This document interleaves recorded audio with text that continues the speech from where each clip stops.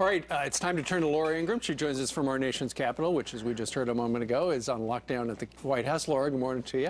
Hey, good to see you guys. So, Laura, do you vaccinate your kids? Of course. I mean, I am so not a doctor, and I'm not playing one on TV, but yeah, I have 3 little kids, and they're all vaccinated. I have to say, I have a lot of moms. We have our mom groups here in Washington in my kids' school, and there is always conversation, right? When you have a 3 or 4-year-old getting 4 or 5 vaccines in one shot. I mean, you're a mom. You're like, okay, you're always worried about everything. Doesn't mean we don't believe in vaccines. It means that we're mothers and we worry. Sometimes we worry unnecessarily, but I'm not a physician. I'm not going to speak on doctors' issues, but I will speak on the political aspect of all this. Absolutely. Although there have been a bunch of politicians over the last 48 hours talking about vaccinations, given what's happening with the measles out at Disneyland and stuff like that.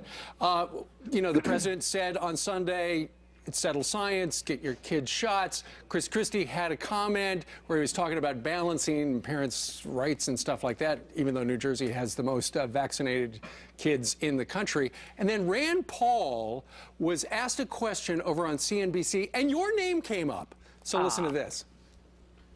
Did you really just say to Laura Ingraham that you think most vaccines in this country should be, quote, voluntary? Well, I guess being for freedom would be really unusual. I guess I don't understand the point, why that would be controversial. I think vaccines are one of the greatest medical breakthroughs that we had. I'm a big fan and a great fan of the history of the development of the smallpox vaccine, for example. But, for most of our history, they have been voluntary. The state doesn't own your children. Parents own the children, and it is an issue of freedom. You've taken an interview and you've made an interview into something where we got no useful information because you were argumentative and you started out with so many presuppositions that were incorrect. Hillary Clinton is also giving her opinion, Laura. The science is clear, the earth is round, the sky is blue, and hashtag vaccines work. Let's protect all of our kids, hashtag grandmothers know best. So what do you think about them weighing in on this? Well, how long before candidates are asked whether they believe in circumcision or not? I mean, that's tomorrow. Yeah, that's tomorrow's gotcha question. I think when you listen to both Rand Paul and Chris Christie, they merely acknowledged that parents do have rights and that parents do have concerns. I really object to all these media people jumping all over them saying, oh, well, you're a member of the Flat Earth Society. You don't believe in basic science. In other words, you're a troglodyte, you're stupid, and you don't deserve to get any serious consideration for the Republican nomination.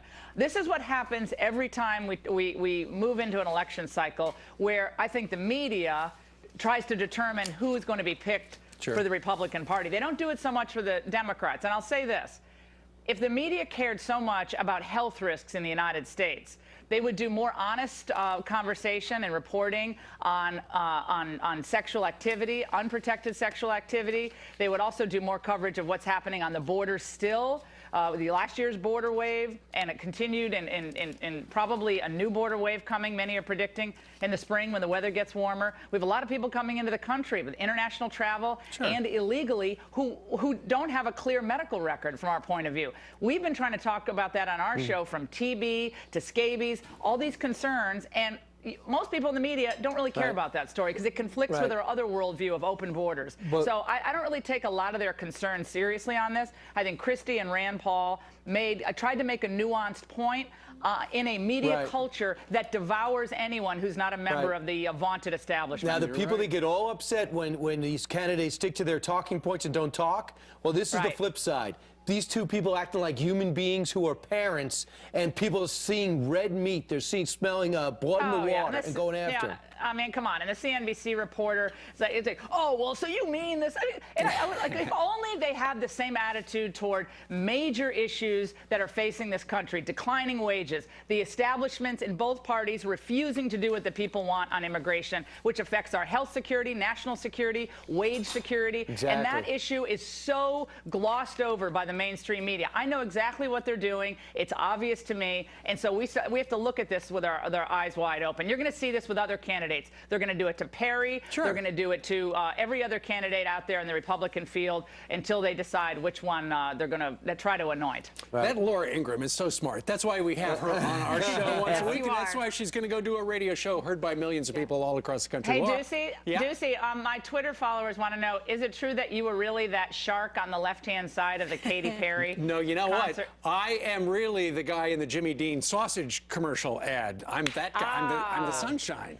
I didn't think you had the rhythm that the other shark did. Thanks so much. All right, Laura. guys, Great good to see you. you. We're proud of you. Thank Thanks, you for Laura. coming on.